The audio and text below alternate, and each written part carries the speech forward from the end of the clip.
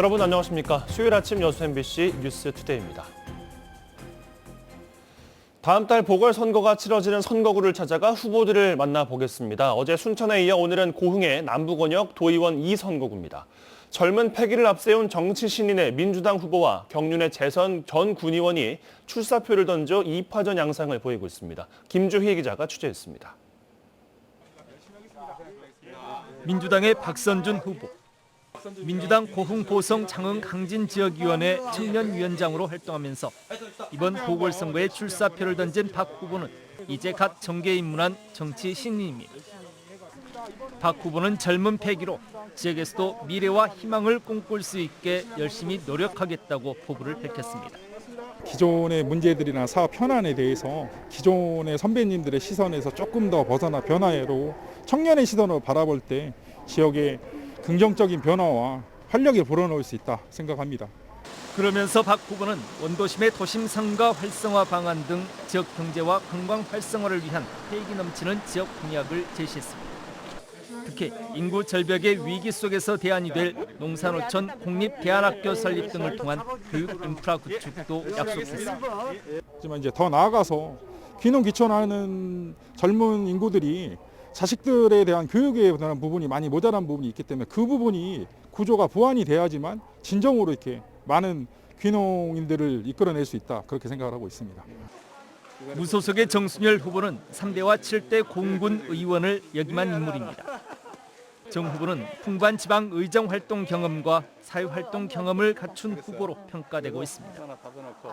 정 후보는 자신만이 자녀 임기를 효율적으로 수행할 수 있는 적임자라며 출마의 변을 밝혔습니다. 저는 8년의 군의 의정 활동을 경험으로 해서 그리고 사회 활동의 다양한 경험을 바탕으로 해서 그 제가 쌓은 경험을 국민들의 확실한 신분권으로 자부합니다. 정 후보는 지역 농업 생산 농가들의 소득 보장을 위한 정책 개발, 제도 개선 등 굳은 의지를 밝혔습니다. 고흥 관광 인구 600만 시대를 앞당기기 위해 SOC 확충과 체류용 관광 활성화 공약도 제시했습니다. 830 지방도 미개통 부분을 조기에 완공토록 해서 나라도 우주발사기지와 소록도를 연결하고 제주도 검은도를 찾는 관광객들이 반드시 체류할 수 있도록 녹동을 거점항으로 자리매김할 수 있도록 해서 관광 소득을 올리는 데 기여하겠습니다. 현역 도의원의 부고로 치러지게 된 공군 제2선거구 도의원 선거는 패기를 앞세운 젊은 정치 신인과 경륜의 전직 군의원의 피할 수 없는 한판 승부로 치러지게 됐습니다. 지역 유권자들의 선택이 어디로 향하게 될지 관심이 집중되고 있습니다. MBC 뉴스 김주희입니다. 지난달 고용노동부가 현대제철 순천 공장에 내린 비정규직 노동자 정규직 전환 명령, 노동계의 뜨거운 감자였는데요. 현대제철은 결국 기한 연장을 택했습니다. 노조는 시간 끌기라고 강하게 비판했고 사측은 회피하지는 않겠다는 입장을 내놨습니다. 연장을 승인할지 공은 다시 노동부로 돌아갔습니다. 조희원 기자입니다. 현대제철 순천공장 13개 공정 비정규직 노동자 460명 전환과 퇴직자 56명을 정규직으로 전환하라는 고용노동청의 행정지시가 내려진 건 지난 2월. 공장 비정규직 노동자 전원에 대한 정규직 전환 명령이 내려진 전국 첫 사례였습니다. 마감 시한은 그제 자정. 하지만 현대제철은 결국 노동청에 기간 연장을 요청했습니다. 국가의 행정기관에서 행정명령을 지시하였음에도 불구하고 법위에 군림하고 있는 대기업의 현대제철 비정규직 노조는 지난 2011년 광주지법 순천지원에 처음으로 근로자 지위 확인 소송을 청구해 1심 승소했습니다. 그리고 그 과정에서 과거 사측이 불법 파견을 은폐하려고 했던 문서를 찾아내 노동청에 진정을 냈고 결국 2심에서도 승소 판결을 받아냈습니다. 고용노동청이 이번에 정규직 전환 행정명령을 내린 배경에는 앞선 2차례의 판결이 있었습니다. 10년의 투쟁 끝에 얻어낸 결과에 사측이 불복하자 노조는 총파업까지 불사하는 강경 투쟁을 예고하고 나섰습니다. 일명 꼼수를 부리고 있다 이렇게 좀 판단을 좀 하고 있습니다. 이것은 법과 제도를 바꾸는 투쟁이기 때문에 물론 당장의 실망은 있지만 결국은 우리의 의지로 정규직 쟁취에 나서야 되지 않는가. 정규직 전환이 되면 재직자의 통상임금 협상과 퇴직금에도 영향을 미치게 됩니다. 또 현대제철 순천과 당진 등 5개 공장 협력사 직원 만여 명과 포스코 포항제철소와 광양제철소 협력사 직원들의 정규직 전환 투쟁에도 적지 않은 파장이 일 것으로 보입니다. 때문에 현대제철은 선례로 남을 수 있다는 생각에 신중을 기하고 있는 것으로 알려졌습니다. 그러면서 문제를 회피할 생각은 없다. 시간이 필요해서 확답을 내릴 수가 없는 것이라는 답변을 내놨습니다. 광주지방고용노동청은 이번 주 내로 현대제철의 시정지시 이행 연장 신청에 대한 승인 여부를 결정할 계획입니다. MBC 뉴스 조희원입니다. 전남 지역 학생들의 수능 성적이 전국 최하위권으로 광주 지역보다도 크게 뒤떨어지는 것으로 나타났습니다. 한국교육과정평가원이 지난해 수험생들의 수능 성적을 분석한 결과에 따르면 전남 지역 학생들의 표준 점수는 광주와 같은 대도시의 평균보다 낮은 것으로 집계됐습니다. 과목별 정체 응시생 대비 1등급 비율은 수학, 과학 과목이 광주가 3.1%, 전남 1.1%로 가장 큰 격차를 보였고 영어와 국어, 수학, 과학 과목이 뒤를 이었습니다. 교육계는 농어촌 학교가 많은 전남의 특성을 토대로 학력 지도와 입시 대책을 마련해야 한다고 지적했습니다. 100년 전통의 순천 저정성당이 시민들에게 역사 정원으로 개방됩니다. 순천시는 지난 2019년 저전성당과 업무 협약을 체결한 지 3년여 만에 저전성당 주변 환경 정비 뉴딜 사업을 마무리하고 성당 일대를 역사 정원으로 시민에게 개방한다고 밝혔습니다. 순천시는 저전성당과 인접한 순천 남초등학교도 도시재생 사업의 하나로 학교 유휴 공간을 놀이터 정원으로 조성하고 주민 복합 공유 공간을 구성할 계획입니다.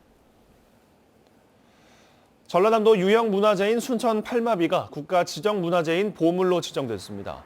문화재청은 고려시대 승평부사 최석의 청렴함을 기리기 위해 건립한 순천 팔마비가 지방관의 표사문으로 삼아 현재까지 이어진다는 점에서 역사와 예술, 학술 가치가 충분하다며 보물로 지정했습니다. 순천 팔마비는 13세기에 처음 건립됐다 1617년에 순천부사 이수광이 중건한 것으로 알려져 400년 이상의 역사성을 갖춘 것으로 평가됐습니다.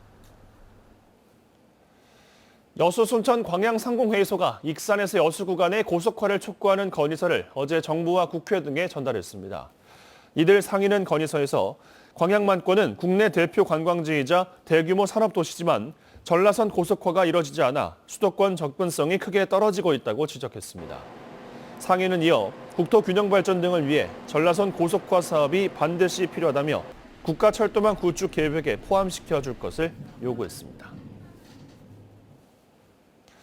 2019년 11월 보건소 공무원들이 시의원들에게 직접 가서 독감 예방접종을 놔줬다는 이른바 황제접종 논란이 목포에서 있었습니다. 지난달 공무원 2명이 배임 혐의 등으로 유죄 판결을 받았는데 시의원들은 여전히 주사를 맞지 않았다고 버티고 있습니다. 비공개 판결문을 양현순 기자가 입수해 법원이 바라본 진상을 살펴봤습니다. 목포 시의원 황제접종에 연루된 보건소 직원 2명에 대한 법원의 판결문입니다. 전 보건소장에게 벌금 500만 원, 접종을 한 보건소 간호사에게 벌금 300만 원을 선고했습니다. 보건소 공무원, 목포 시의원 4명이 황제 접종은 없었다고 혐의를 부인하고 있지만 법원의 판단은 달랐습니다. 직접 증거는 없지만 혐의를 넉넉하게 입증할 수 있다고 판단했습니다. 보건소 예방접종실 CCTV, 동료 간호사들의 일관된 진술, 시의회 내부 관계자들의 카카오톡 메시지 등도 혐의를 뒷받침했습니다. 당초 보건소 공무원들에게 징역 5개월, 징역 3개월을 각각 구형했던 검찰은 죄질에 비해 형이 가볍다며 항소했습니다. 주사를 놓은 간호사들은 혐의가 인정된 반면 주사를 맞은 시의원들에 대한 판단은 지연되고 있습니다. 재판부는 황제 접종 이후 시의원 4명과 보건소 직원들 사이에 이뤄진 잦은 통화, 그럼에도 불구하고 서로 연락한 적이 없다는 시의원의 진술 등을 토대로 사전 말맞추기가 있었다고 판단했습니다. 시의원 4명은 과태료 처분에 이의를 제기해 정식 재판을 청구한 상태입니다. 법원은 주요 쟁점 사안이 보건소 직원들과 겹쳐 항소심 재판 결과에 따라 결정하겠다고 밝혔습니다. 법원의 판결로 일단 황제 접종의 실체가 사실로 드러났지만 징계 판단을 보류했던 민주당은 추가적인 절차에 나서지 않고 있습니다. MBC 뉴스 양혜승입니다.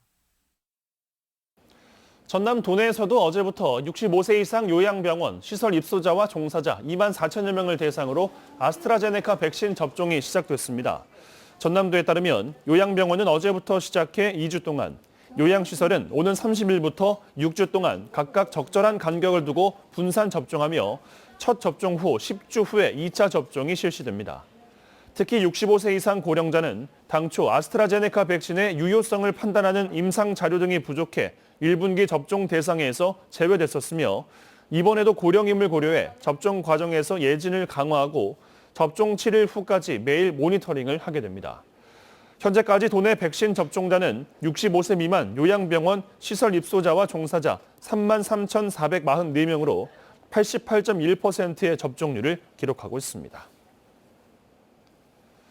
장흥의 유경오리 농장에서 발생한 AI가 고병원성으로 확진되면서 해당 농장과 1km 반경에 있는 3개 농가의 오리 5만 9천 마리가 예방적 살처분됐습니다. 전남도는 반경 10km 이내 가금류 농장에 이동 제한 조치를 내리고 도내 도축장과 사료 공장 등을 일제 소독하고 있습니다.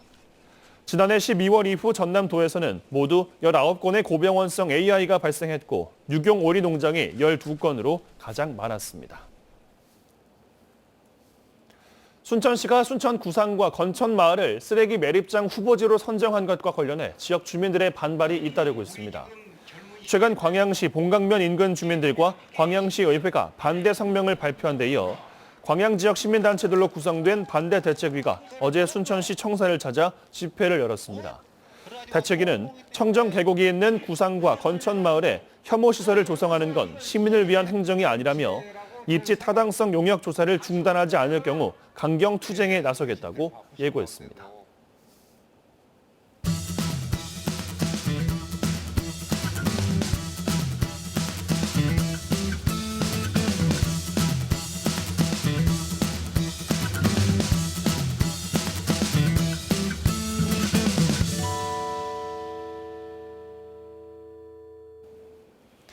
네, 전라남도 교육청이 노후된 학교들을 교육과 생태, 지역 공동체가 함께 어우러지는 공간으로 새롭게 바꾸겠다는 야심찬 청사진을 내놓았습니다.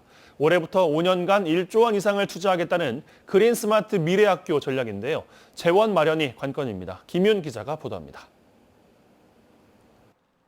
지난 1963년 목포 원도심에 자리 잡은 동초등학교입니다. 건립된 지 50년이 지나면서 건물 외관과 내부는 대부분 고쳐서 사용하고 있습니다.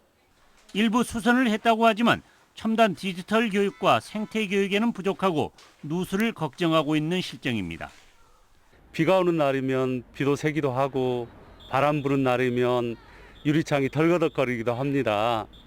그래서 이제 수시로 교육청에서 보강공사도 하고 또 수선도 해주고 있지만 목포 동초등학교가 앞으로 3년 뒤면 학생 맞춤형 교육과 교수 학습 혁신이 실현되는 그린 스마트 미래학교로 탈바꿈됩니다. 그린 스마트 미래학교는 공간 혁신과 스마트 교실, 그린 학교, 학교 복합화 등으로 교육과 생태, 지역 공동체가 함께 숨쉬는 공간을 창조하는 것입니다. 전남교육청은 이 사업에 올해부터 5년간 학교 시설이 40년이 넘은 초, 중고 175개교 242동에 1조 3천억 원을 투입합니다. 전라남도 교육청은 이와 같은 시대 정신을 반영해서 미래 교육으로 나아가기 위해 인프라 개선과 첨단 에듀테크 활용 등 새로운 교육 환경을 만드는 데 주력할 것입니다. 문제는 원활한 재원 조달입니다. 전체 사업비의 30%인 4천억 원가량이 국비로 지원되지만 나머지 9,300억 원은 지방비와 민간 투자 방식으로 조달해야 합니다.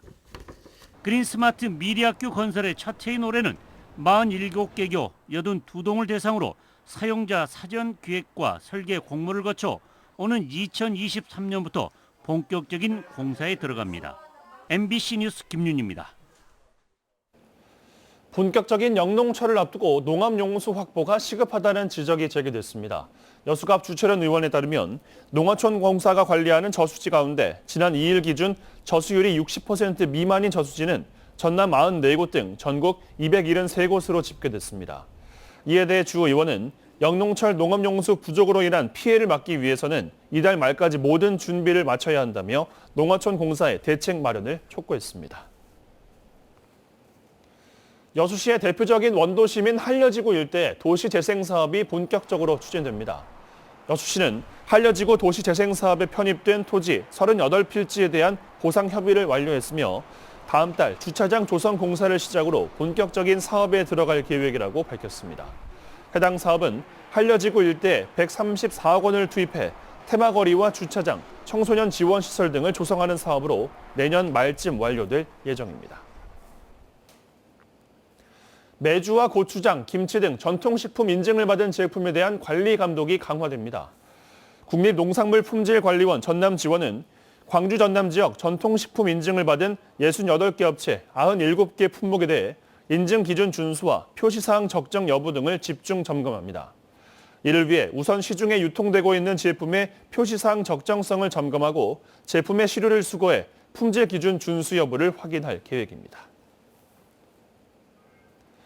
광주 서부경찰서는 전국을 돌며 수억 원대의 보이스피싱 피해금을 수거한 20대 수거책 A씨를 구속했다고 밝혔습니다.